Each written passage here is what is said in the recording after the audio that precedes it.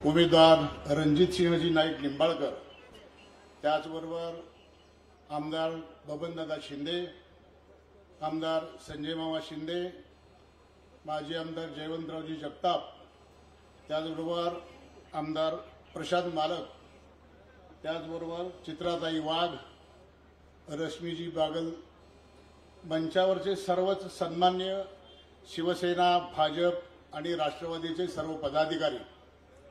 खरं म्हणजे आज कार्यक्रमाची वेळ सकाळी आपल्याला 12:15 दिलेली होती। काही तांत्रिक अडचणीमुळे वेळ 2-2.5 तास पुढे गेली आणि ऊन खूप असल्या कारणाने मी फडणवीस साहेबांना सांगू इच्छितो, सकाळच्या आपल्या दिलेल्या टायमिंगच्या वेळेसमध्ये हा सभामंडपामध्ये बसत नव्हती, एवढी गर्दी इथं उपस्थित होती, परंतु टाइम जास्त झाला, ऊन खूप असल्यामुळे लोक, आणि आज लग्नाची तिथी खूप मोठी आहे, ह्या सगळ्या परिस्थितीमध्ये सुद्धा आज आतापर्यंत महाराष्ट्रातले आपले लाडके उपमुख्यमंत्री आपल्याला मार्गदर्शन करणार आहेत, म्हणून ही आतापर्यंत थांबलेली ही सगळी जनता आपण काय सांगता याच्याकडे लक्ष देऊ नये। आणि पहिल्यांदाच महाराष्ट्रामध्ये ग्रामीण भागामध्ये अशा पद्धतीची सभा होते। आतापर्यंत ज्या सभा होतात मोठ्या मोठ्या नेत्यांच्या ते शहरामध्ये होतात, आणि ग्रामीण भागामध्ये जी ही सभा होते या सभेचं एक आकर्षण असतं की ज्या पद्धतीनं मोठ्या सभा ह्या मोठ्या शहरामध्ये होतात, परंतु ग्रामीण भागातल्या जनतेला ही माहीत नसते ही सभा कशा पद्धतीने आहे, नेता कशा पद्धतीचे आपल्याला मार्गदर्शन करतात। त्या सभेचं जे काही आहे म्हणजे वर्णन हे आपण फक्त टीव्हीवरती पाहतो, पण प्रत्यक्षात पाहण्याची संधी पहिल्यांदा इथे येते। आणि या लोकसभेच्या निवडणुकीच्या निमित्तानं माढा तालुक्यामध्ये आपण सर्वांनी म्हणजे ज्या पद्धतीने गेल्या वेळेस रणजितसिंह नाईक निंबाळकरांना आपण या भागातून निवडून दिलेलं होतं, त्याच पद्धतीने या भागातील माढा तालुक्यातले 2 प्रबळ गट विरोधक म्हटले जातात। वैचारिक लढाई आहे, वैयक्तिक लढाई नाही, भावकीची लढाई नाही, बांधाची लढाई नाही। शिंदे आणि सावंत गट मी एवढं सांगू इच्छितो एकत्र आलेत आणि लोकसभेच्या निमित्तानं देशामध्ये आपल्याला आदरणीय पंतप्रधान मोदी साहेबांना ताकद देण्यासाठी आणि देशाचं हित पाहून देश सशक्त करण्यासाठी आम्ही एकत्र येऊन आज माढा तालुक्यातनं निश्चितपणे त्यांना लीड देणार आहोत। माढा तालुक्यातील 2च गट एकमेकाच्या विरोधात असताना हे एक आल्यानंतर मी आपल्या समक्ष एवढं सांगू इच्छितो की 2च प्रबळ गट आहेत, ते जर एक झाले तर प्रत्येक गावातून हे लीड जायलाच पाहिजे आणि तशा पद्धतीचं आपण सर्वांनी काम करावं अशी सर्वांना विनंती करतो। आणि आज देशामध्ये मोदीजींचं एक स्थान सशक्त करण्यासाठी आणि जगाच्या पाठीवर एक बलदंड देश निर्माण करण्यासाठी त्यांना सहकार्य करण्यासाठी आपण सर्वांनी कमळाच्या चित्रावर समोरचं बटन दाबून त्यांना विजयी करूया। वेळ खूप झाला, मी जास्त वेळ बोलणार नाही, आणि या सभेत आतापर्यंत आपण सर्वजण थांबलात त्याबद्दल आपण आपल्या सर्वांचा आभार मानतो आणि मी या ठिकाणी माझे 2 शब्द संपवतो। जय हिंद, जय महाराष्ट्र। सन्माननीय शिवाजीरावजी सावंत साहेब, आपले मनपूर्वक आभार। या कार्यक्रमाच्या निमित्तानं उपस्थित असलेल्या सर्व मान्यवरांचा यथोचित सन्मान आपण या ठिकाणी संपन्न करूया। सर्वप्रथम महाराष्ट्र राज्याचे उपमुख्यमंत्री तथा गृहमंत्री आदरणीय देवेंद्रजी फडणवीस साहेब यांचा एक सत्कार होईल आणि त्यानंतर सर्वांचा मी शब्दसुमनांनी स्वागत करेन। सन्माननीय उपमुख्यमंत्री देवेंद्रजी फडणवीस साहेब यांच्या समवेत सर्व मान्यवरांनी आमचा हा सन्मान, आमचं हे स्वागत गोड मानून घ्यावं। वेळेच्या अभावी आदरणीय उपमुख्यमंत्री देवेंद्रजी फडणवीस साहेब यांचा आपण एकमेव सत्कार करतो आणि बाकी सर्वांचा आम्ही मनापासून यथोचित शब्दसुमनांनी स्वागत करणार आहोत। हा सन्मान सन्माननीय प्राध्यापक शिवाजीरावजी सावंत साहेब, सावंत कुटुंबीय आणि शिवसेनेचे आमचे सर्व पदाधिकारी मान्यवर यांच्या वतीनं आदरणीय देवेंद्रजी फडणवीस साहेब हे स्वीकारत आहेत। एकदा जोरदार टाळ्यावाजून आपण पुन्हा एकदा स्वागताचं स्वागत करूया। मनपूर्वक धन्यवाद। व्यासपीठावरील मान्यवरांचं पुन्हा एकदा शब्दसुमनांनी स्वागत करते आणि स्थानापन्न होण्याची विनंती करते। यानंतर महाराष्ट्र राज्याचे सार्वजनिक आरोग्य व कुटुंब कल्याण मंत्री आदरणीय श्री तानाजीरावजी सावंत साहेब यांना विनंती करते, या निमित्तानं आपलं मनोगत आपण व्यक्त करावं.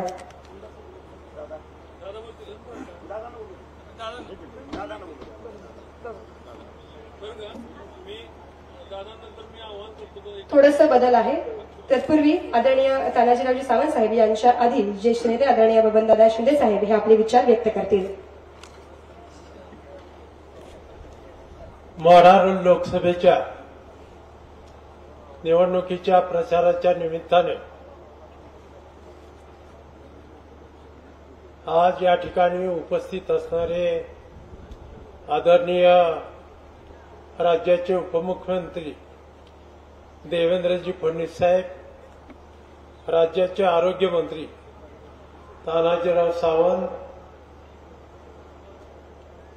या विभागाचे उमेदवार रणजितराव निंबाळकर, प्रशांत परिचारक, संजय मामा शिंदे, जयवंतराव जगताप, स्टेजवरील रश्मी बागल, स्टेजवरील सर्वच मान्यवर, चित्राताई वाघ आणि उपस्थित सर्व या ठिकाणी उपस्थित झालेले बंधू आणि भगिनी, खरं म्हणजे यावेळची निवडणूक वेगळ्या पद्धतीच्या वाटेवर चाललेली आहे. मागच्या वेळेला आदरणीय पवार साहेबाला उमेदवारी द्यायची म्हणून आम्ही प्रयत्न केला. त्यावेळेला याच मंडळीनं माडा आणि पवाराला पाडा अशी घोषणा केली होती आणि फेसबुक त्या माध्यमातून सातत्याने साहेबांच्या विरुद्ध त्यावेळेला आवाज उठवला होता. आता ह्या वेळेला त्याचे उलट केलं. रणजितराव निंबाळकरांची बदनामी कशी होईल एवढा एकमेव कार्यक्रम त्यांनी गेल्या 2 महिन्यात राबवला. वास्तविक पाहताना काही कारण नसताना रणजितराव निंबाळकरांनी या जिल्ह्यामध्ये गडकरी साहेबांच्या माध्यमातून एक ना एक रस्ते झाले. एखादा कुठं राहिला असला तर मला माहित नाही. पंढरपूर फलटण रेल्वे लाईन झाली. शेतकऱ्याला 6,000 रुपये मानधन सुरू झालं. अशा अनेक गोष्टी मोदी सरकारने केलेल्या आहेत आणि ही लढाई मोहिते पाटील आणि निंबाळकरची नाही. ही लढाई नरेंद्र मोदीजी आणि राहुल गांधीची आहे. आपल्याला माहित आहे की पंतप्रधान कोण होणार आहे आणि देशामध्ये सत्ता कुणाची येणार आहे. की कुणाला विचारलं तर सांगतायत मोदी साहेबांची सत्ता येणार आणि आपले उमेदवार निंबाळकर साहेब त्यांना जे आपण मत देणार आहे ते मोदी साहेबाला पंतप्रधान करायला मत देणार आहे. अनेक विषय बोलण्यासारखे आहेत. साहेबाला 2-3 सभा आहेत आणखी. अधिक न बोलता मी एवढंच सांगेन की सावंत आणि शिंदे ही दोन्ही गट आज या ठिकाणी एकत्र आलेले आहेत. आपण सर्वांनी आपापल्या गावामध्ये प्रयत्नाची पराकाष्ठा करा, कारण आपल्याला या निवडणुकीमध्ये जास्त कष्ट घ्यावे लागणार आहेत आणि ती घेण्यासाठी म्हणून आम्ही आमच्या परीनं जेवढं करता येईल तेवढं करतोय. शिवाजीराव त्यांचे सगळी तानाजीराव ही सगळी त्यांच्या परीनं प्रयत्न करतायत. इथून पुढे आपल्याला 5-6 दिवस आहेत आणि चांगल्या पद्धतीचं जर केलं तर मला वाटत नाही आपण 1 लाखाच्या आत कमी मतदान देऊया. त्या दृष्टीनं आपण सर्वांनी प्रयत्न करावा एवढीच मी आग्रहाची विनंती करतो. रणजितराव निंबाळकरांची खून कमळ आहे आणि कमळावर बटन दाबून आपण त्यांना प्रचंड मताने विजयी करावं एवढी आग्रहाची आणि नम्र विनंती करतो आणि थांबतो. आदरणीय आमदार बबनदादा शिंदे साहेबांचे मनपूर्वक आभार. यानंतर महायुतीचे अधिकृत उमेदवार आदरणीय श्री रणजित सिंहजी नाईक निंबाळकर साहेब यांना मी विनंती करते आपण जनतेला आवाहन करावं आणि आपलं मनोगत व्यक्त करावं.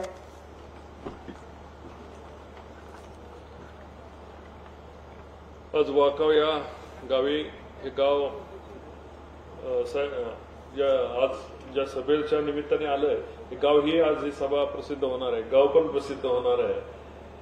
या सभेला उपस्थित असणारे आमचे नेते, महाराष्ट्र राज्याचे उपमुख्यमंत्री आदरणीय देवेंद्रजी फडणवीस साहेब, आदरणीय महाराष्ट्र राज्याचे मंत्री आदरणीय तानाजी सावंत सर, आदरणीय या तालुक्याचे भाग्यविधाते आमदार आदरणीय बबनदादा शिंदे साहेब, आदरणीय आमदार संजय मामा, आदरणीय करमाळ्याचे माजी आमदार जगताप साहेब, आदरणीय रश्मी दिदी, आदरणीय आमच्या या क्लस्टरचे प्रमुख आणि आमचे नेते प्रशांत मालक परिचारक साहेब, महाराष्ट्राच्या प्रदेशाध्यक्षा चित्राताई, उपस्थित माझ्याकडून जर कुणाचं नाव राहिलंच तर मला क्षमा करावी. सन्माननीय व्यासपीठ, भारतीय जनता पार्टीचे जिल्हाध्यक्ष, आमचे युवा मोर्चाचे जिल्हाध्यक्ष, शिवसेनेचे जिल्हाध्यक्ष आणि सर्व पदाधिकारी, राष्ट्रवादी काँग्रेसचे जिल्हाध्यक्ष साहेब, हा आपल्या येण्यामुळं हा चमत्कार आज माढा मतदारसंघामध्ये पहिल्या प्रथम पाहायला मिळतोय. एका वेगळ्या विषयावर या दोन ताकदी आज एकत्र आलेल्या. देशाला पुन्हा एकदा तिसऱ्यांदा पंतप्रधान आदरणीय देशाचे आता विद्यमान पंतप्रधान नरेंद्र मोदी साहेबांना तिसऱ्यांदा पंतप्रधान बनण्याकरता या दोन्ही महाशक्ती आज एकत्र आलेल्या. निश्चितपणे येणाऱ्या निवडणुकीमध्ये या मतदारसंघामधून 1 लाखापेक्षाही जास्त लीड जाईल याची उमेदवार म्हणून मला खात्री आहे. आणि त्याचा शब्द आदरणीय बबनदादा असतील, तानाजी सावंत सर असतील, शिवाजी सावंत सर असतील यांनी दिलेला आहे. आणि दोन्ही नेते मंडळी एकदा शब्द देतात तर ताकदीने निभावतात याची खात्री मला आहे. सगळ्यांचा या भागाचा मेजर जर प्रश्न साहेब घेतला आपण तर पाणी सोडून दुसरा कुठला प्रश्न नाही. कृष्णा भीमा फ्लड डायव्हर्शन जे आपण पुराचे पाणी इकडे वळवण्याची योजना महाराष्ट्र सरकार राबवत आहे, या भागाच्यासाठी संजीवनी होणार आहे. फलटणपासून उजनीपर्यंतचा बोगद्याचं काम साहेब पूर्ण होत आलेलं आहे. कदाचित महिनाभर किंवा 20 महिना ते 1.5 महिन्याच्या अंतरामध्ये फलटण ते उजनीचा बोगदा पूर्ण होईल आणि नीरा नदीचं पाणी या उजनी धरणामध्ये आपण पिण्याच्या पाण्याकरता का होईना आपण पुढच्या महिन्यामध्ये आणू शकू. पण खऱ्या अर्थाने जर कृष्णा फ्लडचं पाणी, कृष्णा, कुंभी, कासारी या नद्यांचं पाणी जेव्हा त्या पूर्ण भरून दुथंडी वाहतात आणि सांगली, कोल्हापूरला पुराच्या विळखामध्ये घेतात, ते पाणी जर 51 TMC पाणी या भागामध्ये आलं आणि इथून काही पाणी मराठवाड्याला देता आलं तर या भागाची संपूर्ण संजीवनी होणार आहे. आज या भागामध्ये टँकर चालू आहेत, पिण्याच्या पाण्याची सुद्धा टंचाई आहे आणि निसर्गाच्या कृपेवर असणारा हा अवलंबून ही उजनी धरण. उजनीला स्वतःचा पावसाचा असं विशेष काही स्तोत्र नाहीये. पुणे आणि इतर भागामध्ये पाऊस झाला तर उजनी भरतं आणि दरवर्षी शेतकरी राजा हा या पावसाची वाट बघत असतो, निसर्गावर अवलंबून असतो. त्यामुळे शेती व्यवसायावर असणारा हा मुख्य भाग हा अवलंबून आहे.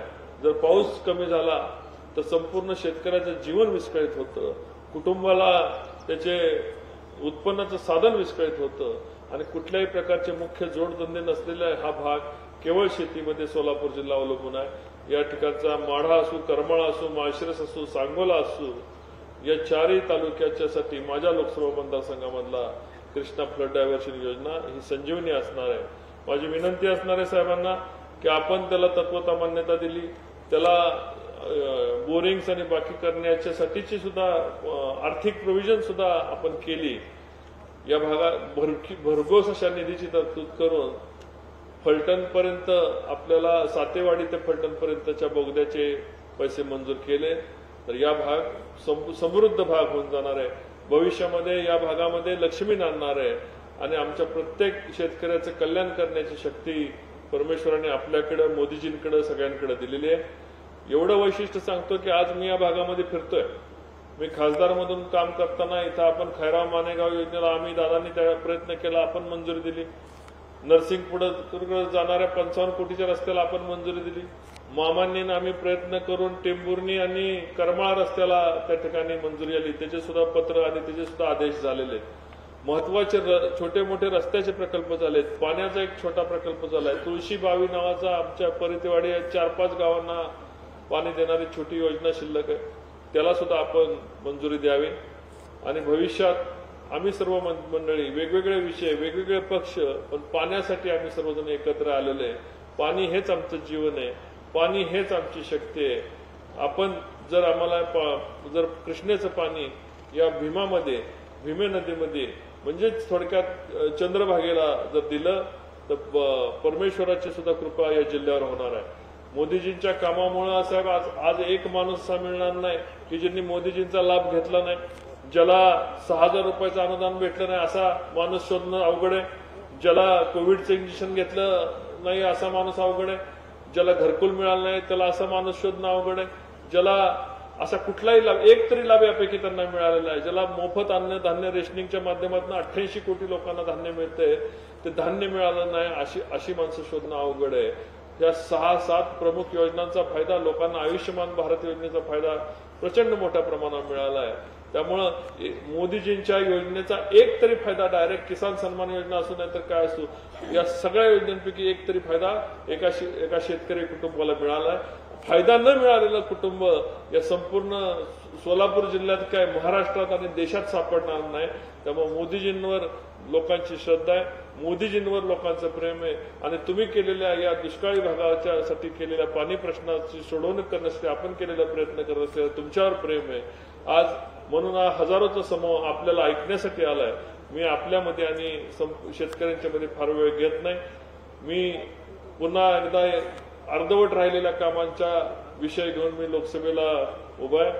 मला खात्री आहे की मोठ्या बहुसंख्येने येणाऱ्या 7 तारखेला आपण कमळाच्या चिन्हावर मतदान कराल आणि पुन्हा एकदा लोकसभेत काम करण्याची संधी मला द्याल. जय हिंद, जय महाराष्ट्र. मनपूर्वक धन्यवाद.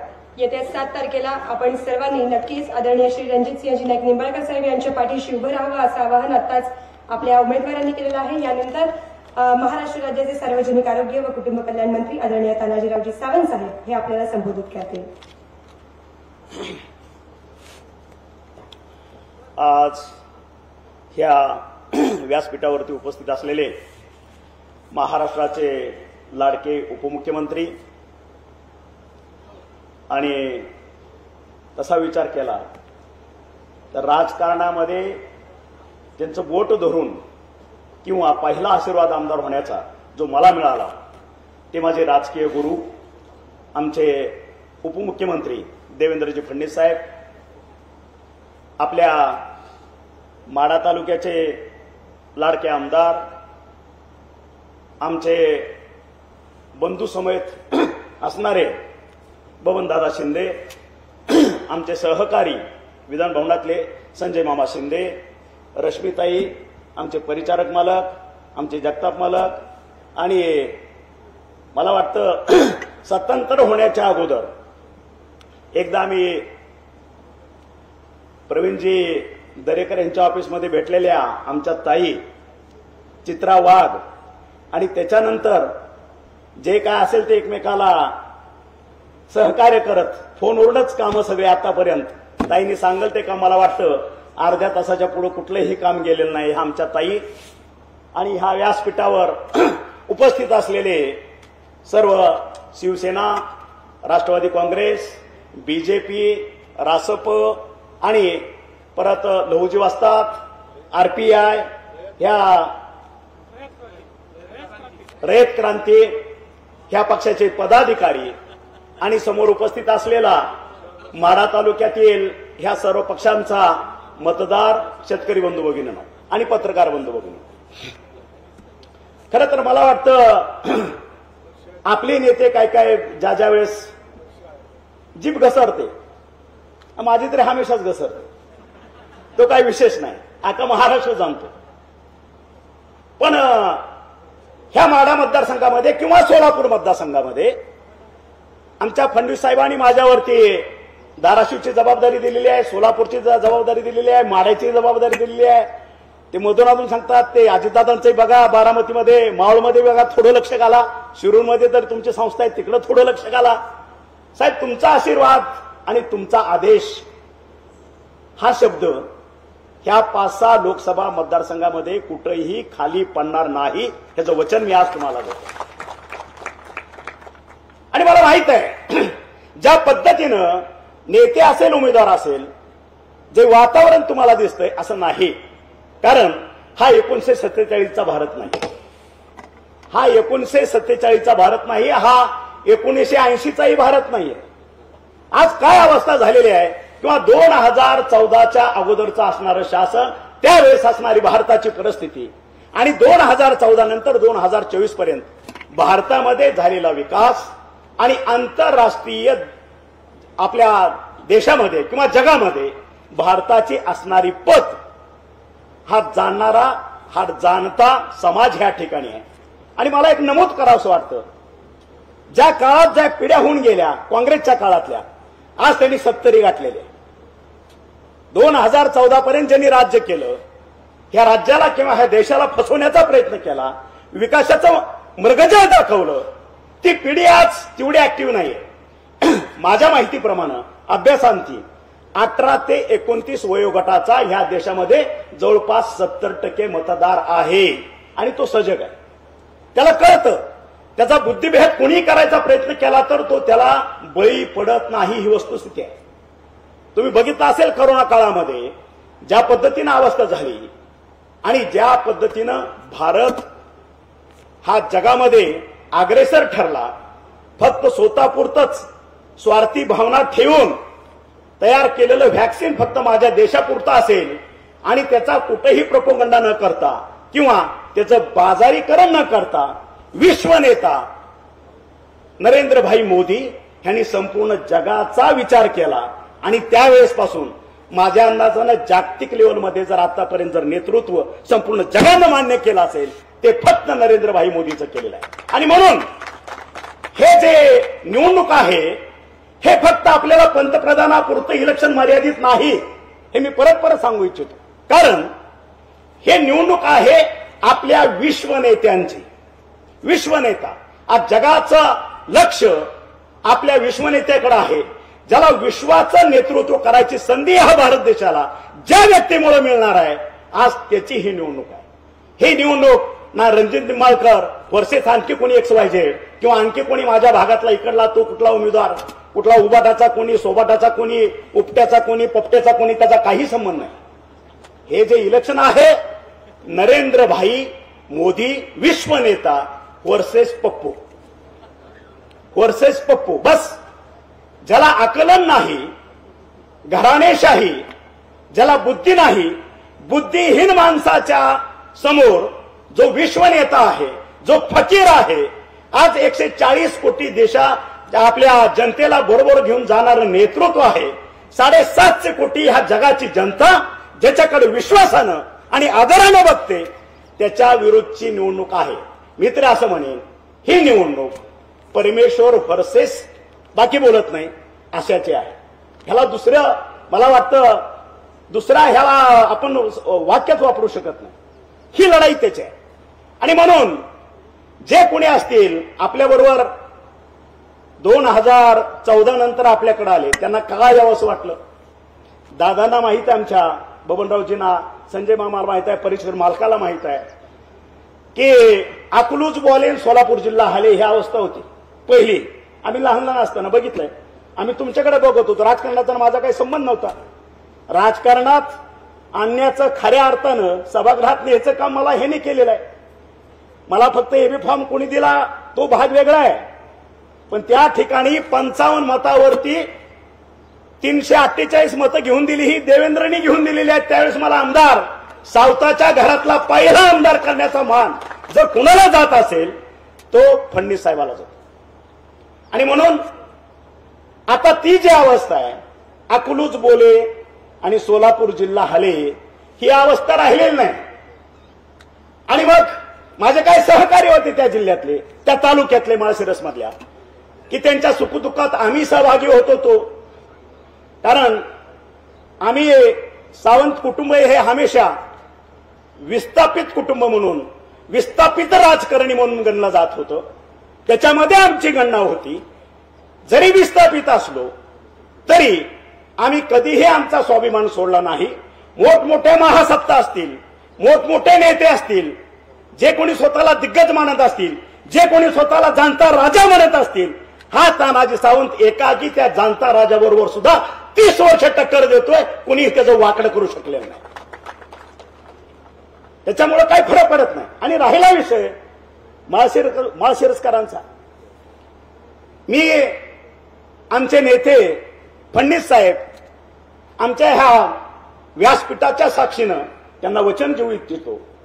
तुम्हाला जे वाटत असेल माळशिरसमध्ये हा गेला, तोही तिथं गेला, तोही तिथं जाऊन बसला, साहेब हे किती जरी गेले असले, ह्यांची माणसातली पद काय राहिलेली आहे हे एकदा माळशिरसमध्ये जाऊन तुम्ही बघून घ्या. वास्तव काय आहे ते. हेने गिरण्या बंद पाडल्या, हेने स्वतःचे कारखाने बंद पाडले, हेने दूध संघ बंद पाडला, हेने 600-700 कोटी ज्या शेतकऱ्यांनी फार मोठ्या माणसाच्या पतपेढीत पैसे ठेवतोय म्हणून ते घोटाळे केले, त्या बंद पाडल्या. हजारो शेतकऱ्यांनी पैसे मिळत नाहीत म्हणून आत्महत्या केल्या. हे वास्तव आहे. हे पाप ना बबनदादानं केलं, ना माझ्या संजय मामानं केलं, ना माझ्या परिचारक मालकानं केलं, ना तानाजी सावंतनं केलं. तानाजी सावंताचा प्रश्नच नाही, कारण सावंत कुटुंब भिकारीच होतं. असलं करायचा विषयच नाही. आणि म्हणून आपल्याला मी रणजित निंबाळकर साहेबांना वचन देऊ इच्छितो, तुम्हाला माळशिरसमध्ये जे काय डोक्यात आकडा मागची फिगर घेऊन जे फिरतायत ते फाडून टाका. त्याचा काही उपयोग नाही. तुम्हाला दिसेल माझ्या देवेंद्रजी साहेबांनी फक्त 1 दिवस त्या ठिकाणी माळशिरसमध्ये जाऊन आमच्या विश्वनेत्यांनी फक्त 1 सभा केली. अतिशोक्ती नाही, पण कमीत कमी 25,000चा लीड जनता तुम्हाला माळशिरस तालुक्यातून दिल्याशिवाय राहणार नाही, हे मी तुम्हाला शब्द देतो. हा तो विषय तिथला आहे. कारण मी जरी एका ठिकाणी कुठे काम करत असलो तरी संपूर्ण महाराष्ट्राच्या कानाकोपऱ्यामध्ये काय चाललंय, कुठला नेता कुठं चाललाय, त्याच्या मागे जनता कोण आहे, त्याचे कार्यकर्ते कुठे आहेत, ह्या सगळ्याचा पूर्ण कुंडली माझ्याकडे असते. आणि ती माझी सवय आहे. आणि त्याच्यामुळं कोणी फार गर्वानं फुगायची किंवा असं करायची काही गरज नाही. राहिला विषय माढा तालुक्याचा, मागच्या वेळेस साहेब तुम्हीच आदेशित केलं, तिकीट वाटपाची प्रक्रिया चालली होती आणि शेवटच्या क्षणी मी सोनारी कारखान्यावर होतो. तुम्ही सांगितलं की हे तिकीट कोणाला द्यायचं, उद्धव ठाकरे आणि तुम्ही बसले आणि मला सांगितलं की XYZ नाव दिलं, त्याला तिकीट देऊन टाका. आम्ही त्याला तिकीट देऊन टाका. ही वस्तुस्थिती होती. आणि त्यावेळेस माझ्या अंदाजानं पारंपरिक पद्धतीनं शिवसेनेला ह्या ठिकाणी 76,000 मतं पडली आणि दादांना माझ्या अंदाजानं त्याच्या 1.5 पट.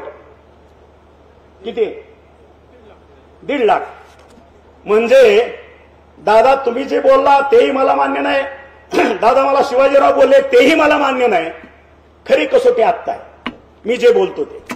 दादा तुमची पडलेली मतं आणि माझ्या उमेदवाराला पडलेली मतं, ह्या दोघांच्या बेरजीमध्ये जर 1 मत कमी झालं, मी असं समजेन, माझ्या नेत्याला साक्ष ठेवून बोलतोय, एक मत कमी पडलं तर त्याला जितके दादा संजय मामा जबाबदार आहेत तेवढे शिवाजीराव सुद्धा जबाबदार आहेत. 1 मत कमी पडलं तर दादाची मतं अधिक शिवसेनेच्या उमेदवाराला पडलेली मतं, जवळपास ही 2 शक्ती एकत्र आल्यानंतर जवळपास 2-2.25 लाख मताची बेरीज झाली पाहिजे. ह्या तालुक्यात जर शिवाजी सावंत आणि बबनरावजी शिंदे यांचं कुटुंब एक झालं, या ठिकाणी मोहितेला चहा पाजायला सुद्धा माणूस या ठिकाणी नाही. ही वस्तुस्थिती आहे. हीच वस्तुस्थिती आहे. आणि त्याच्यामुळं कुणीही गुळमुळीत धोरण न घेता ठोक धोरण घ्यायचं. आणि पुढचं सांगतो, आज आपण 2 शक्ती, पारंपरिक राजकीय शत्रू असं म्हणेन, आज एका व्यासपीठावर आलोय. त्याचं कारण एकच आहे की आपल्याला, आपल्या विश्वनेत्याला नरेंद्रभाई मोदीला आपल्या मतदारसंघातून त्यांच्या विचाराचा एक उमेदवार आपल्याला पाठवायचा, एक खासदार पाठवायचा. बस एवढीच तळमळ आहे. आणि म्हणून ज्या पद्धतीनं आपण चालवलो आहे, ज्या पद्धतीनं आपण हातात घालून, खरं तर मला वाटतं देवेंद्रजी तुम्ही महाराष्ट्रभर नाही, कमीत कमी 4 ते 5 राज्यामध्ये तुमचं नेतृत्व चालतं. त्या ठिकाणी सुद्धा हा इतिहास आहे की फक्त नरेंद्रभाई मोदीसाठी वैचारिक दृष्ट्या, राजकीय दृष्ट्या 2 वेगवेगळ्या रस्त्यांनी चालणारी माणसं ज्यावेळेस एकत्र येतात, ह्याच्यापेक्षा चांगलं उदाहरण दुसरं कुठलं असू शकत नाही. आणि म्हणून जी विकासाची गंगा चाललेली आहे, जे विकास चाललेला आहे, ज्यावेळेस आपला जाहीरनामा बनवायचं चाललं होतं त्यावेळेस मला आपल्या दिल्लीतनं एक फोन आला. त्यांनी सांगितलं की आपलं व्हिजन काय ते सांगा. मी माझं व्हिजन रायटिंगमध्ये दिलं साहेब, ते तुमच्याशी शेअर करतो. ते आले की नाही मला माहित नाही, तेवढा वेळही मी अजून दिलेला नाही, मी बघितलेला नाही. कारण माढा तालुका तसा सदन भाग आहे. मी हमेशा ही गोष्ट धाराशिव जिल्ह्याशी कम्पेअर करतो. सदन आहे, प्रत्येक कुटुंब सदन आहे. ह्या ठिकाणचा शेतकरी हा प्रायोगिक आहे, शेतीवरती वेगवेगळे प्रयोग करतो. आणि म्हणून ज्या पद्धतीनं गडकरी साहेबांनी आपल्याला हायवेचं जाळं आपण संपूर्ण भारत देशामध्ये विणलं, त्याच पद्धतीनं दुसरं एक काम होणं गरजेचं आहे. आणि मला वाटतं ते काम आपल्याला 24 ते 29 ह्या पंचवार्षिक योजनेमध्ये करणं अपेक्षित आहे. कुठलं काम आहे ते काम आहे फार्मिंग एअरपोर्ट. फार्मिंग एअरपोर्ट म्हणजे प्रत्येक जिल्ह्याला एक फार्मिंग एअरपोर्ट असणं गरजेचं आहे. शेतकऱ्यासाठीचं विमानतळ, त्याच्या मालाची वाहतूक करणारं विमानतळ, फार्मिंग एअरपोर्ट. आणि ते एअरपोर्टवरनं त्या जिल्ह्यातील सर्व तालुके चांगल्या रस्त्याने जोडणं आणि माझ्या शेतकऱ्यांचा माल ज्या पद्धतीनं मार्केट यार्डला पाठ 4 वाजता पाठ 3 वाजता येतो, त्या पद्धतीनं तो माल माझ्या शेतातून, माझ्या शेतकऱ्याच्या शेतातून डायरेक्ट एअरपोर्ट होईल. आणि तो त्या फार्मिंग एअरपोर्टवरनं इंटरनॅशनल मार्केटमध्ये तो जाईल. त्या ठिकाणी तो माल 24 तासात विकला जाईल आणि त्याची पावती माझ्या शेतकऱ्याला डायरेक्ट मिळेल. आणि बघा, आज माझ्या एका कुठल्याही मालाला भाव इथं मला 100 रुपये जर त्याचा मोबदला मिळत असेल, तर तो मोबदला बाहेर गेल्यानंतर त्याला 700-800 रुपये मिळतील. ह्या सगळ्या यंत्रणाचे पैसे वजा जातात. फार्मिंग एअरपोर्ट, पुन्हा ट्रान्सपोर्ट करणं, त्या हँडलिंग करणाऱ्या एजन्सी, त्यातले एजंट सगळे गेले तरी त्या 100 रुपये मालाचा भाव माझ्या शेतकऱ्याला कमीत कमी 300 रुपये मिळेल. त्या ठिकाणी माझा शेतकरी मला हे अनुदान द्या, माझी SMP द्या, माझा भाव कमी झाला, माझा अमुक झालं, हे विचारणारच नाहीये. कारण त्याचं मार्केट हुडकण्याची चॉईस, त्याच्या तो ताकदीवरती तो हुडकेल. त्या ठिकाणची देशातली आंतरदेशातली यंत्रणा त्या ठिकाणी कार्यान्वित होईल. आणि म्हणून आजच्या ह्या माध्यमातून, आपल्या वाकवच्या सभेच्या माध्यमातून मी आज तुम्हाला एवढंच साकडं घालतो. आणि मला वाटतं मी जे बोलतो हे पुढच्या 5 वर्षामध्ये इम्प्लिमेंट करायची ताकद हे माझा नेता आमचे देवेंद्रभाई फडणवीस यांच्यामध्ये आहे. हे फार्मिंग एअरपोर्ट संकल्पना प्रायोगिक तत्वावरती आपल्या महाराष्ट्रामधून सुरुवात व्हावी एवढीच माफक अपेक्षा करतो. आणि येत्या 7 तारखेला जे मतदान होणार आहे ते मतदान आपण रणजित निंबाळकर साहेब यांच्यासाठी करणार नाही. ते मतदान आपण आपले विश्वनेते नरेंद्रभाई मोदी यांचे हात बळकट करण्यासाठी, त्यांच्यासाठी आपण कमळावरच्या चिन्हाच्या समोरचं बटन दाबून आपलं मतदान आपण रणजित निंबाळकरला देत नसून डायरेक्ट नरेंद्रभाई मोदींना देतोय. एवढे फक्त मनात खुणगाट असावी. आणि माढा तालुक्यातून परत एकदा माझं कुटुंब, आमचे लाडके नेते बबनरावजी शिंदे, आमचे संजय मामा, आमचे जगताप, आमचे रश्मिताई, ह्या सगळ्यांना कळकळीचं आव्हान करतो की जी भर, जी तूट माझ्या नेत्याला वाटते, आभासी तूट आहे ती माळशिरसची, वास्तव नाही तरी सुद्धा त्यांना वाटतं ते गृहीत धरू आणि त्याची भर आपण या माढा तालुक्यातून कमीत कमी 1.5 ते 2 लाखाचा लीड देऊन पूर्ण करू एवढं वचन देतो. आणि मी माझे 2 शब्द संपवतो. जय हिंद, जय महाराष्ट्र.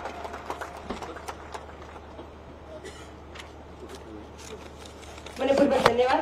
आता मी ज्यांना आमंत्रित करणार आहे ते आहेत महाराष्ट्राचे सुपुत्र आणि महाराष्ट्राच्या राजकारणातील एक निखळ ध्रुवतारा, महाराष्ट्र राज्याचे उपमुख्यमंत्री, गृहमंत्री आदरणीय श्री देवेंद्रजी फडणवीस साहेब. आपल्याला विनंती करते आपण या निमित्तानं आम्हाला मार्गदर्शन करावं, सूचना कराव्यात आणि संबोधित करावं.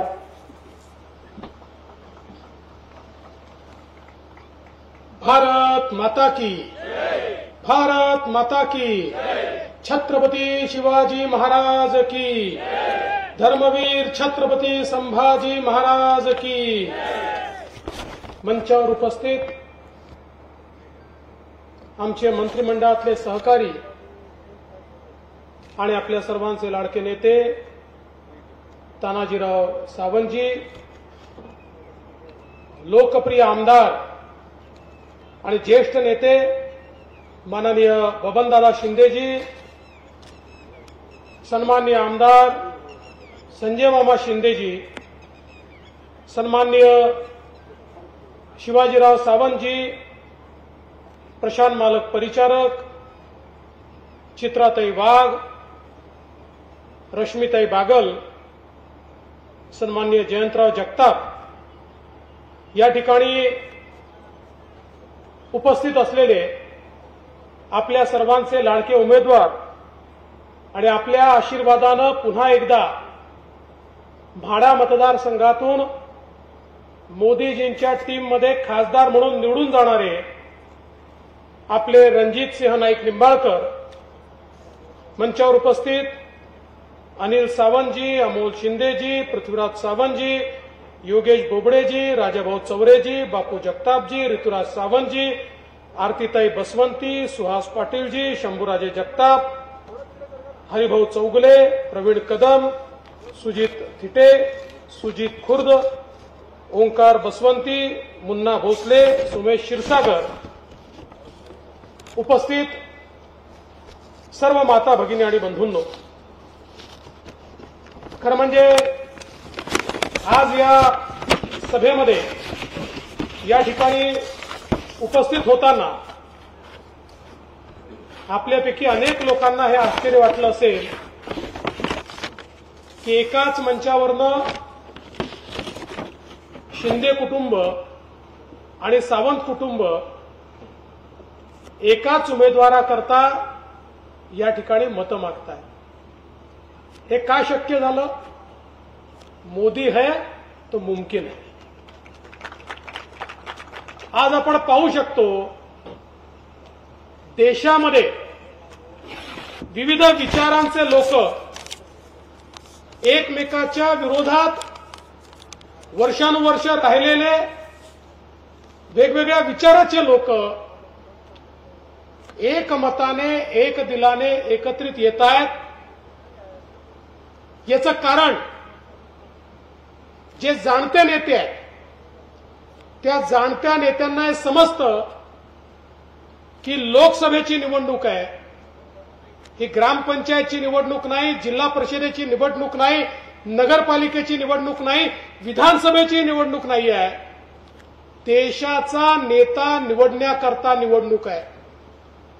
आणि आज समाजातल्या सर्व जाणत्या नेत्यांचं एकमत आहे की या देशाला विकासाकडे जर कोणी घेऊन जाऊ शकत असेल तर ते केवळ आणि केवळ नरेंद्र मोदीजी घेऊन जाऊ शकतात।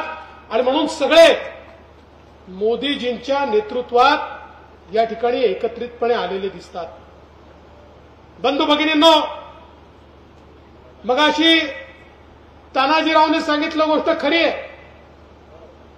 ही लढाई काही निंबाळकर आणि मोहितेंमधली लढाई नाही आहे। या ठिकाणी देशाची लढाई चालली आहे आणि त्याच्यामध्ये केवळ दोनच आपल्याला पर्याय दिसतात। एक पर्याय विश्वगौरव विकास पुरुष नरेंद्र मोदीजी यांच्या नेतृत्वातली महायुती आहे, ज्यामध्ये एकनाथराव शिंदेजींची, तानाजीरावांची शिवसेना आहे, ज्यामध्ये अजितदादा पवारांची, बबनदादांची राष्ट्रवादी काँग्रेस आहे, ज्यामध्ये मनसे आहे, ज्याच्यामध्ये आठवले साहेबांची रिपाई आहे, ज्याच्यामध्ये पीडीप आहे, ज्याच्यामध्ये रयत क्रांती आहे, ज्याच्यामध्ये जनसुराज्य आहे, ज्याच्यामध्ये रासपा आहे, अशी विविध पक्षांची एक मोट बांधून मोदीजींच्या नेतृत्वातली ही महायुती आणि एनडीए आहे।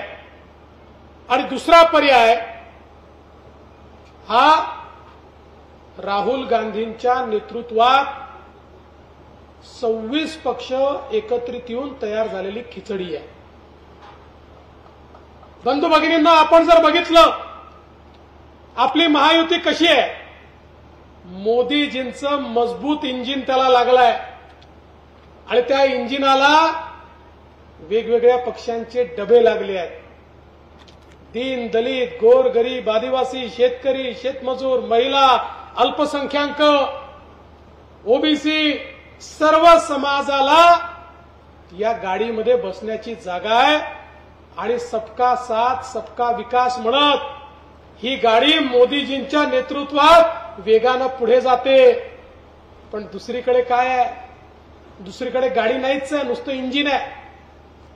आणि तेही कसं आहे, राहुल गांधी म्हणतात 26 पक्षाचं इंजिन मी आहे, पवार साहेब म्हणतात तू इंजिन नाही मी इंजिन आहे, उद्धव ठाकरे म्हणतात पवार साहेब कुठले इंजिन आले, मी इंजिन आहे, मुलायम सिंगांचा पोरगा म्हणतो मी इंजिन आहे, लालू प्रसादचा पोरगा म्हणतो मी इंजिन आहे, स्टॅलिन म्हणतो मी इंजिन आहे, ममता बॅनर्जी म्हणते मी इंजिन आहे. यांच्या इंजिनाला डबेच नाहीये. आणि इंजिनमध्ये बसण्याची जागा किती लोकांकरता असते, ड्रायव्हर करता. सामान्य माणसाला बसायला इंजिनमध्ये जागा नसते.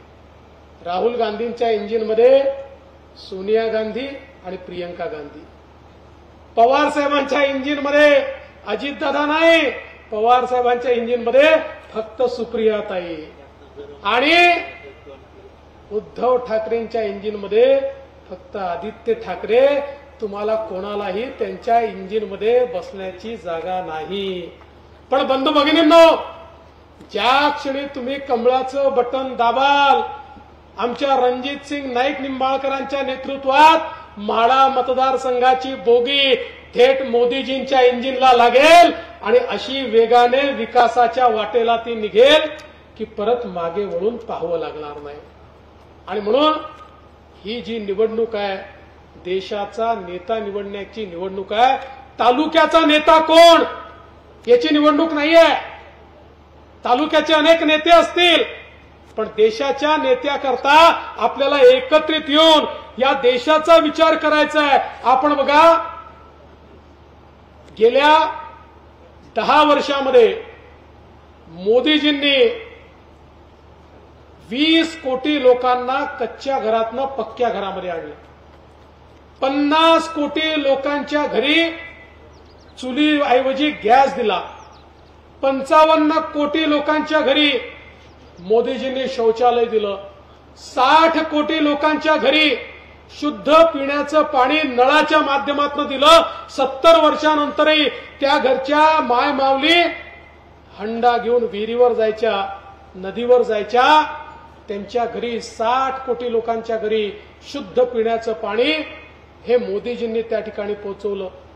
मुद्रासारखं लोन, 10 लाखापर्यंतचं लोन बिना तारण आणि बिना गॅरंटरचं 60 कोटी तरुणांना त्या ठिकाणी दिलं, ज्यात 31 कोटी आमच्या महिला आहेत, ज्यांना आपल्या पायावर उभं करण्याचं काम मोदीजींनी केलं. आणि आता तर 20 लाखाचं लोन हे बिना तारण आणि बिना गॅरंटर मोदीजी देत आहेत. या देशामध्ये 8,80 लाख बचत गट तयार केली आणि त्या माध्यमातून 8 लाख कोटी रुपये त्या बचत गटाला दिले. आज 10 कोटी महिला मोदीजींच्या या बचत गटाच्या चळवळीमध्ये स्वतःच्या पायावर उभ्या राहिल्या आहेत आणि आता त्यातल्या 3 कोटी महिला लखपती दीदी होत आहेत. हे परिवर्तन मोदीजींनी करून दाखवलं आहे. आज आपल्या घरचे जे जुने जाणते बुजुर्ग लोक आहेत त्यांच्याकरता सर्व प्रकारच्या औषधी, ऑपरेशन सगळं फ्री तर मोदीजींनी केलंच आहे. दुसरीकडे 55 कोटी लोकांना 5 लाखापर्यंतचा इलाज हा मोदीजींनी मोफत दिला आहे. पण त्याच वेळी जे काही सिनियर सिटीजन आहेत त्यांना कानाचं यंत्र पाहिजे तर कानाचं यंत्र, चष्मा पाहिजे तर चष्मा, कवळी पाहिजे तर कवळी, स्टिक पाहिजे तर स्टिक, कमोड पाहिजे तर कमोड, जे लागेल ते मोदीजींनी वयोश्री योजनेच्या माध्यमातून त्या ठिकाणी मोफत दिलाय. आमचे जे दिव्यांग आहेत या दिव्यांगांना मोदीजींनी त्या ठिकाणी जर्मनी आणि फ्रान्समध्ये ज्या प्रकारचे कृत्रिम हात आणि कृत्रिम पाय मिळायचे त्याचे कारखाने भारतात काढून ते आपल्या इथल्या दिव्यांगांना दिले, जे कालपर्यंत पायी चालू शकत नव्हते. ते आज मोटरसायकलची किक मारून मोटरसायकल चालवू शकतायत. जे हात हलवू शकत नव्हते ते हातोडी चालवू शकतायत. अशा प्रकारे दिव्यांगाच्या जीवनामध्ये परिवर्तन करण्याचं काम मोदीजींनी केलं. आज एकीकडे आमच्या शेतकऱ्यांकरता किसान सन्मान योजना आणली. आमच्या शेतकऱ्यांकरता त्या ठिकाणी मोदीजींनी पीक विमा आणला.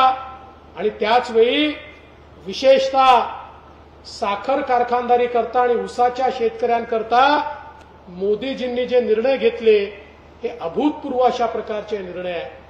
जर हे निर्णय मोदीजींनी घेतले नसते तर आंतरराष्ट्रीय बाजारपेठेतली परिस्थिती अशी होती, कारखानदारी संपली असती आणि ऊसाचा शेतकरी देखील संपला असता.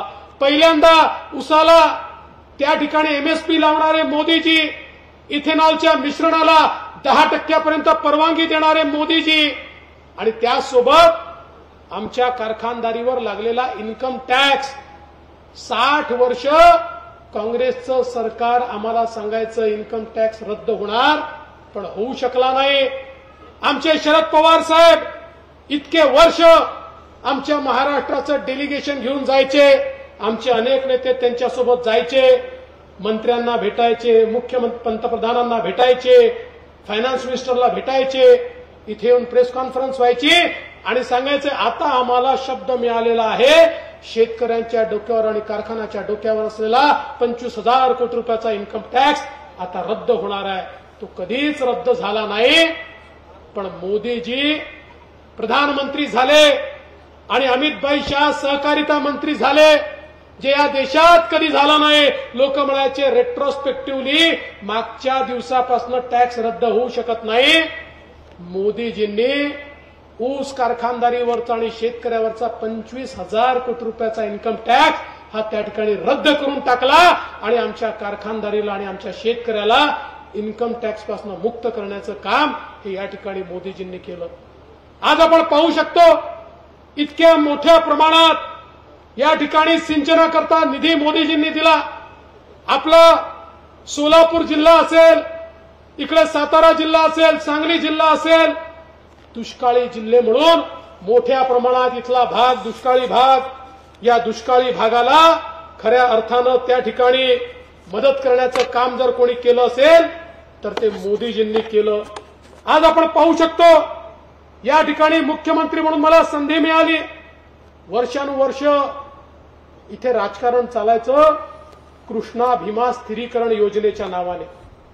लोक दरवेळेस त्या एका योजनेच्या नावाने मतदान करायचे आणि मग मुख्यमंत्री झाल्यानंतर मी म्हटलं नेमकं काय आहे बघू. माझ्या लक्षात आलं की ही योजना फिजिबल नाही म्हणून मागच्या सरकारने बासनात गुंडाळून ठेवली होती. मी सांगितलं पाणी तर आलं पाहिजे, या भागामध्ये पाणी आलं पाहिजे आणि म्हणून प्रयत्न सुरू केला. मी रणजित सिंग नाईक निंबाळकरांचं देखील मनापासून अभिनंदन करतो की त्यांनी पाठपुरावा केला. आम्ही मार्ग शोधून काढला आणि फ्लड डायव्हर्शनची योजना आणली आणि जे कृष्णेतलं पाणी दरवर्षी फ्लडच्या रूपानं वाहून जातं. आम्ही वर्ल्ड बँकेकडे गेलो, वर्ल्ड बँकेला सांगितलं तुम्ही आम्हाला मदत करा. मोदी सरकारकडे गेलो, त्यांना सांगितलं तुम्ही मदत करा. आणि त्या ठिकाणी हे सगळं पाणी डायव्हर्शन कॅनल तयार करून त्या माध्यमातून बोगद्यांच्या माध्यमातून उजनीमध्ये आणायचं आणि त्यातनं सोलापूर जिल्हा असेल, तिकडे सांगलीचा काही भाग असेल, इकडे मराठवाड्याचा भाग असेल, या भागामध्ये हे पाणी दुष्काळी भागापर्यंत पोहोचवायचं. मला सांगताना आनंद वाटतो आम्ही या जवळजवळ 3,500 कोटी रुपयाच्या योजनेला त्या ठिकाणी तत्वता मान्यता दिली आणि वर्ल्ड बँकेने देखील त्याला पैसा द्यायचं मान्य केलं. येत्या भागामध्ये हे सगळं पाणी या जिल्ह्यामध्ये पोहोचवून हा जिल्हा आणि विशेषतः जिल्ह्याचा जो काही भाग आहे दुष्काळी त्याला या ठिकाणी दुष्काळ मुक्त करण्याचं काम आम्ही करणार आहे. एवढंच नाही, वेगवेगळ्या प्रकारच्या या म्हाडा मतदारसंघामध्ये मग सांगोल्याच्या उपसा सिंचन योजना असतील, नीरा देवधर सारखी योजना असेल, टेंभूचं पाणी असेल, या सगळ्या गोष्टी का पूर्ण होऊ शकल्या, याला निधी दिला कोणी? हा सगळा निधी माननीय मोदीजींनी दिला. वर्षानुवर्ष या ठिकाणी लोकांना मूर्ख बनवलं जायचं, अनुशेष सांगितलं जायचा, विदर्भालाही पैसा मिळायचा नाही आणि अनुशेषाच्या नावाखाली तुम्हालाही पैसा दिला जात नव्हता. मोदीजींचं सरकार आणि आमचं सरकार आलं, आम्ही सांगितलं दुष्काळी भागाला न्याय दिला पाहिजे. आज कोट्यावधी रुपये दिले आणि सिंचनाच्या योजना एक एक पूर्ण होत आहेत. हजारो हेक्टर जमीन ही आता पाण्याखाली येते आहे. हे खऱ्या अर्थानं मोदीजींचं सरकार आहे. समाजातल्या प्रत्येक घटकाला मोदीजींनी या ठिकाणी मदत केली आहे. आमच्या अनुसूचित जातीचे लोक असतील त्यांना स्टँडअप सारखी योजना दिली आणि त्या योजनेच्या अंतर्गत प्रत्येक बँकेच्या प्रत्येक ब्रँचला अनुसूचित जातीच्या तरुणांना धंद्याकरता लोन द्यावंच लागेल हे कंपल्शन केलं आणि देशामध्ये अनुसूचित जातीचे अनेक उद्योजक तयार करण्याचं काम हे मोदीजींच्या माध्यमातून झालं. आमचे 12 बलुतेदार पारंपरिक व्यवसाय करणारे यांचा विचार कधीच कोणी केला नव्हता. या 12 बलुतेदारांचा विचार पहिल्यांदा विश्वकर्मासारखी योजना आणली. 14,000 कोटी रुपये मोदीजींनी दिले आणि त्यांना त्यांचा पारंपरिक व्यवसाय वाढवण्याकरता, त्याच्यामध्ये आधुनिकता आणण्याकरता, त्यांच्या मुलांना त्या व्यवसायामध्ये अधिक कमाई करता आली पाहिजे याकरता मोदीजींनी नवीन योजना या ठिकाणी आणली. आणि म्हणून बंधू भगिनींनो, आज खऱ्या अर्थानं ज्यावेळी लोकसभेकरता आपण सामोरं चाललो आहे, माझा तुम्हाला सवाल आहे की 60 वर्षाचं सरकार आणि 10 वर्षाचं सरकार याची तुलना केली तर या 10 वर्षात देश किती पुढे गेलाय. 25 कोटी लोक देशातले गरिबी रेषेच्या बाहेर आले. या देशामध्ये मोठ्या प्रमाणात परिवर्तन झालं. आज देशामध्ये मोठ्या प्रमाणात रस्ते होत आहेत, पिण्याच्या पाण्याच्या योजना होत आहेत, पाटबंधाऱ्याच्या योजना होत आहेत, विजेच्या योजना होत आहेत. वेगवेगळ्या प्रकारे देश आपला बदलतोय आणि हे सगळं मोदीजींच्या नेतृत्वामुळे. मी तर तुम्हाला आठवण करून देतो, तुम्ही आठवा तो काळ कोरोनाचा, ज्या काळामध्ये नातेवाईकाकडे जायची चोरी होती, किड्या मुंग्यासारखे लोक मरत होते, कोणी कोणाला ओळख दाखवत नव्हतं. आपल्या परिवाराचं कसं होईल असा सगळ्यांसमोर प्रश्न होता. आणि त्या काळामध्ये जग म्हणायचं 140 कोटीचा भारत, लसी विना 40-50 कोटी लोक तर इथले मरतीलच. 3-4 देशात लसी होत्या, ते देश भिकाऱ्यासारखे आपल्याला वागवत होते, अनेक अटी आपल्यावर टाकत होते, लसी आपल्याला देत नव्हते. जुना इतिहास होता. जुन्या काळामध्ये अशी महामारी आल्यानंतर 30-30 वर्ष भारताला लस मिळाली नव्हती, अनेक लोक मेलेले होते. त्यामुळे सगळीकडे चिंतेचं वातावरण होतं. अशा काळामध्ये या देशाचे प्रधानमंत्री नरेंद्र मोदीजी यांनी शास्त्रज्ञांना एकत्रित केलं, त्यांना रिसोर्सेस दिले, त्यांना रॉ मटेरियल दिलं आणि सांगितलं तुमच्यावर जबाबदारी आहे, काय लागेल ते देतो. आपल्याच देशात लस तयार झाली पाहिजे आणि आमच्याच देशामध्ये कोरोनाची लस मोदीजींनी तयार केली. 140 कोटी लोकांना 2 वेळची लस ही मोदीजींनी दिली. म्हणून आपण सगळे आज जिवंत आहोत, आपला परिवार जिवंत आहे. अरे नरेंद्र मोदी नसते तर काय अवस्था आली असती हे आपण सगळ्यांनी लक्षात घेतलं पाहिजे. मी तर असं म्हणेन, बाकी सगळ्या गोष्टी सोडून द्या, यावेळचं मत मोदीजींना एवढ्या एका गोष्टी करता दिलं पाहिजे की आम्हाला जगवलं हे मोदीजींच्या लसींनी जगवलं. आम्ही आज जिवंत, आमचा परिवार जिवंत आहे, तो मोदीजींनी दिलेल्या लसीमुळे जिवंत आहे. एक मजबूत भारत मोदीजींनी तयार केला आहे, जो भारत आता झुकत नाही. आपण असाही भारत पाहिलाय की पाकिस्तानमधनं आतंकवादी येऊन या ठिकाणी बॉम्बस्फोट करायचे आणि भारताचे प्रधानमंत्री अमेरिकेसमोर जाऊन रडायचे, पाकिस्तानला समजवा. ते रोज यायचे, रोज आम्हाला मारायचे, निघून जायचे, आम्ही मात्र रडत राहायचो. मोदीजींच्या काळात त्यांनी आघाडीत करायचा प्रयत्न केला. मोदीजींनी थेट घुसून सर्जिकल स्ट्राईक केला, एअर स्ट्राईक केला. 2019 नंतर या देशामध्ये एकही बॉम्बस्फोट झाला नाही. पाकिस्तानच्या बापाची हिंमत झाली नाही की या ठिकाणी येऊन बॉम्बस्फोट ते करतील. आज अशा प्रकारचा मजबूत भारत हा मोदीजींनी तयार केलाय. म्हणून सांगतो बंधू भगिनींनो, गल्लीची नाही दिल्लीची निवडणूक आहे, तालुक्याची नाही, देशाचा पंतप्रधान निवडण्याची निवडणूक आहे. अरे देशाला मजबूत नेता हवाय, देशाला पुढे नेणारा नेता हवाय, सबका साथ सबका विकास सांगणारा नेता हवाय. आणि असा नेता मोदीजींच्या रूपानं आपल्याला मिळालाय. आणि बंधू भगिनींनो, ज्या क्षणी रणजित सिंग नाईक निंबाळकरांच्या कमळाचं बटन आपण दाबू, मत केवळ रणजित दादांना मिळणार नाही, मत मोदीजींना देखील मिळणार आहे. आणि मला विश्वास आहे माढा तालुक्यामध्ये या दोन्ही शक्ती एकत्रित आल्या आहेत. आमचे बबनदादा असतील, शिंदे परिवार असेल, आणि या ठिकाणी दुसरीकडे सावंत परिवार, असे दोन्ही परिवार एकत्रित आले आहेत. त्यामुळे या ठिकाणी तानाजीरावनी जे सांगितलं ते खरं आहे. मी बबनदादांना, संजय मामांना, शिंदे परिवारालाही सांगतो आणि शिवाजीराव तुम्हालाही सांगतो, आता तुमच्या एकीचं बळ हे मला मतातनं दाखवा. मतांमध्ये ते बळ दिसलं पाहिजे. तुमची सगळी ताकद ही मतांमध्ये मला दिसली पाहिजे. आणि तुम्हाला देखील सांगतो, यावेळेचं मत भाजपा करता नाहीये, यावेळेचं मत हे भारताकरता आहे. मजबूत भारत बनवण्याकरता आपण सगळ्यांनी कमळाचं बटन दाबावं एवढीच विनंती करतो आणि माझं बोलणं संपवतो. धन्यवाद. जय हिंद, जय महाराष्ट्र. मनपूर्वक धन्यवाद. फक्त एक नियुक्तीपत्र आपण प्रदान करूया. आदरणीय उपमुख्यमंत्री देवेंद्र फडणवीस यांच्या हस्ते भारतीय जनता पार्टी कुर्डुवाडी शहर अध्यक्षपदी अरुण फडतरे यांची नियुक्ती, आदरणीय अतुल फडतरे यांची नियुक्ती आपण या ठिकाणी करणार आहोत. त्यांना नियुक्तीपत्र प्रदान करूया. उपमुख्यमंत्री देवेंद्रजी फडणवीस साहेब यांच्या हस्ते ही नियुक्ती देऊया.